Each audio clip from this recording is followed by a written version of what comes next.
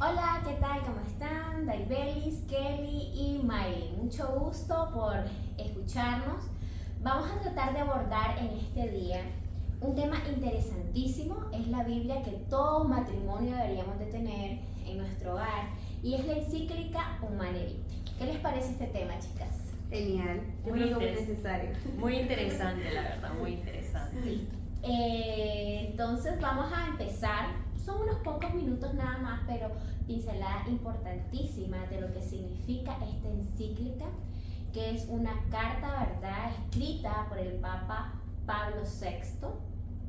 Es un texto que nos ha llamado a todos los matrimonios a cómo vivir nuestra sexualidad, a cómo también poder conocer, ¿verdad?, el significado del acto conyugal, y más adelante pues vamos a estar comentando entre nosotras, en qué consiste, ¿verdad?, cada numeral. No vamos a abordar todos los numerales porque esto nos llevaría mucho tiempo, pero sí lo más relevante. Esta encíclica fue publicada en 1968, 25 de julio de 1968, por el Papa Pablo VI. ¿Qué me pueden decir ustedes del Papa? ¿Cómo me lo podrían describir al Papa Pablo VI ustedes? Yo por lo menos lo que he leído de él, bueno, para mí me sorprende mucho su sabiduría y creo que también su valentía, porque en el momento en que se publicó la encíclica fue un tema muy controversial y fue muy criticado por una lucha de críticas por lo que en sí nos explicaba en la encíclica, ¿verdad? Entonces creo que lo describo como un hombre valiente, como un hombre sabio y sobre todo como un hombre obediente al mandato de Dios, y creo que eso es lo que me transmite al momento de leer el encíclico Humanae Vitae. Sí. Para mí creo que el Papa tuvo un momento muy espiritual para cuando decidió escribir la encíclica.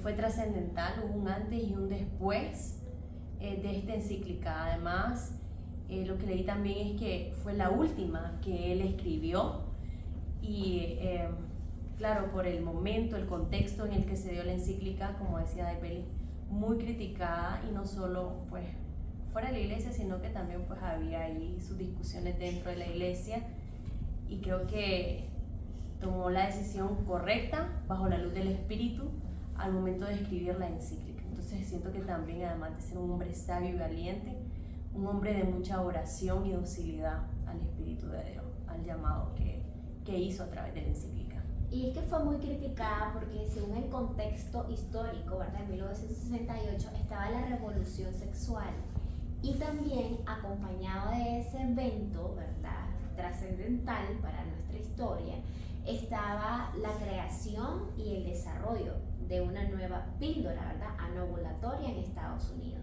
Entonces, todos, ¿verdad?, estaban a la espera de qué decía la iglesia, si aprobaba o no los métodos anticonceptivos que ya estaban empezando su auge con el descubrimiento de esta píldora anovulatoria. Sin embargo, el Papa, siempre firme, ¿verdad?, como defensor de la vida y de la verdad, él siempre recordó la voz de Dios a través de esta encíclica, ¿verdad?, expresada en la naturaleza humana. Y vamos ya a entrar en lleno entonces en qué consiste esta encíclica, estos numerales 12 y 14. ¿Qué podemos compartir del numeral 12? Bueno, el numeral 12 de la encíclica nos dice, me encanta el subtítulo que le puso el Papa, porque es unión y procreación, inseparables los dos aspectos, unión y procreación. Y en este numeral nos está transmitiendo a los esposos que en el acto conyugal en sí, por su naturaleza, está dada a que ambos aspectos no se rompan en ningún momento. O sea, que podamos tener una experiencia íntima conyugal sin romper el lazo unitivo y el potencialmente procreativo. Por eso entiendo que le pone inseparables, porque romper uno de estos dos vínculos sería ir en contra de la naturaleza con la que Dios ha permitido crear este don maravilloso de la sexualidad en el matrimonio. En pocas palabras, Dios creó, ¿verdad?, pensó diseñó el acto conyugal, la relación sexual, respetando estos dos fines, unitivo y potencialmente procreativo. Cualquier método que rompa estos dos fines está contra la voluntad de Dios. Por eso en el numeral 14 el Papa habla sobre las vías ilícitas para la regulación de los nacimientos. Es decir que pues en ese momento y en la actualidad hay un montón de vías para regular los nacimientos, ¿no?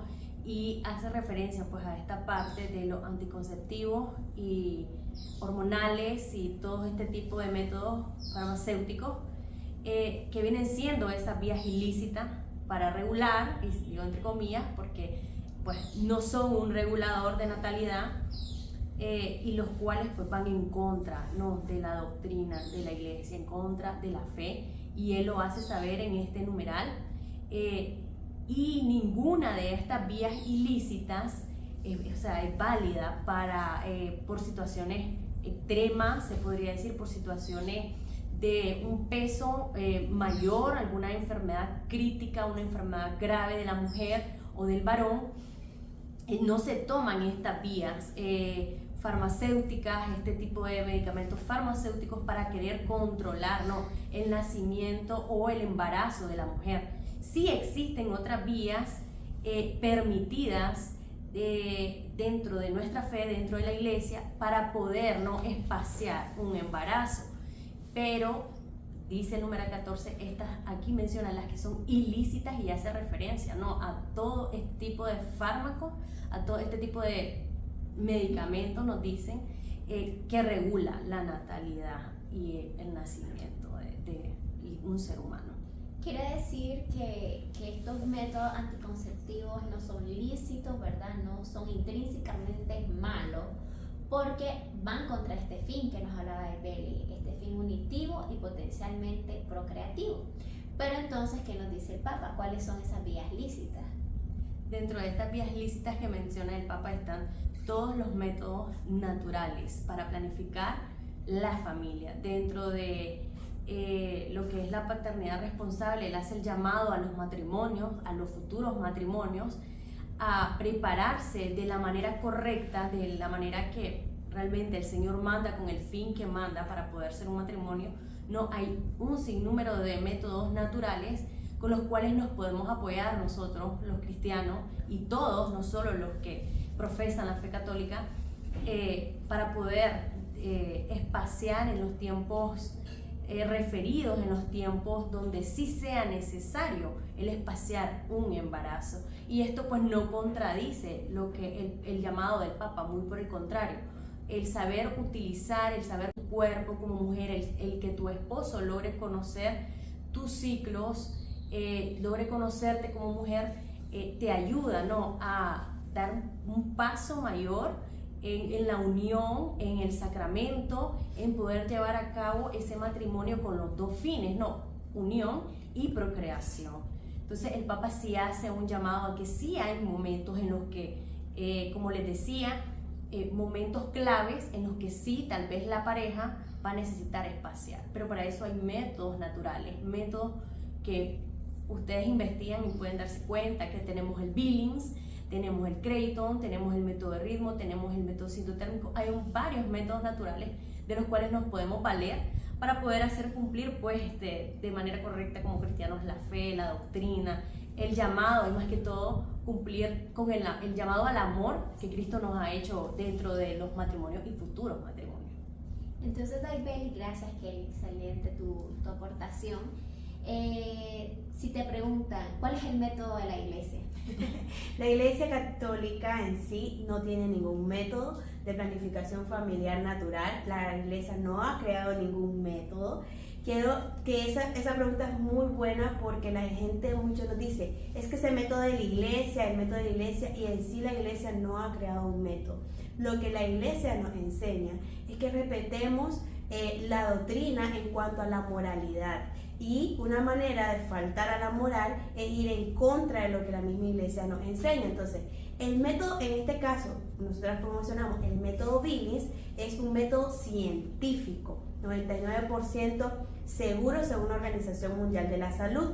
Entonces, y la crearon doctores, ¿verdad? Entonces, no en ningún momento la iglesia ha creado un método en sí. Ya Kelly nos mencionaba que hay otros métodos, claro, ¿verdad? Que la iglesia nos permite. Porque el Papa inclusive dice, cuando nos invita a la paternidad responsable, es que podamos utilizar los tiempos infecundos y de esa manera discernir el momento correcto de lograr o espaciar un embarazo. Ni siquiera lo dice evitarlo, porque tenemos que estar abiertos en todo momento a la vida. Entonces la iglesia no ha creado ningún método, ¿verdad? No tiene ni preferencia por algún método, sino invita a los matrimonios a hacer uso de esos tiempos infecundos a través de un método natural que sería lo más correcto. Y pues con las cualidades que tiene el método Billings y por no romper estos fines punitivos y potencialmente procreativos, es que nosotros, ¿verdad?, lo enseñamos por todos los atributos que tiene este método, por todo el bien que hace a las parejas, a los matrimonios. Así que recuerden, lean más, la encíclica Humanae Vitae, la pueden descargar ahí en internet, encíclica Humanae Vitae, Pablo VI, y acá pueden darse cuenta, ¿verdad?, de la doctrina de nuestra iglesia, lo que enseña nuestra iglesia católica, que ha acogido por todos los que somos católicos, romanos, ¿verdad? ¿Qué más? Apostólicos. Así que recuerden contactarnos si desean recibir el curso del método Billings, ya sea en línea, presencial. Aquí estamos para servirle y muchas gracias por su atención. Gracias, chicas, también por compartir. Hasta pronto.